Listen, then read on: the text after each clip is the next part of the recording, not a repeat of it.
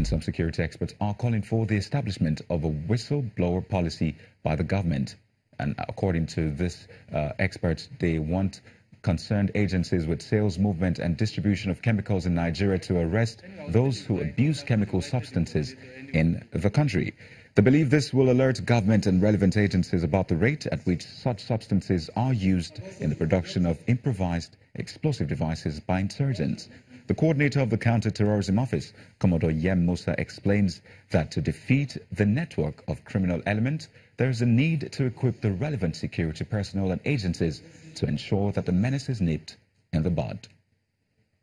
To defeat the IED network of criminal elements and terrorists in the urban and insurgency theater of operation, their material acquisition, process, and other critical phases need to be effectively disrupted. The critical lesson learned from this 5-day engagement and training has really increased our understanding of the prevailing threat and vulnerability faced by chemical industry in Nigeria.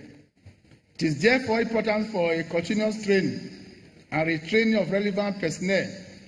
and improve on our human reliability program to minimize insider threats in our critical national asset infrastructures as well as our private industries. Noting the importance of advanced information in checking the activities and chemical abuse by individuals and criminal elements, it was agreed that the Ministry of Mines and Solid Mineral Development, the Ministry of Agriculture,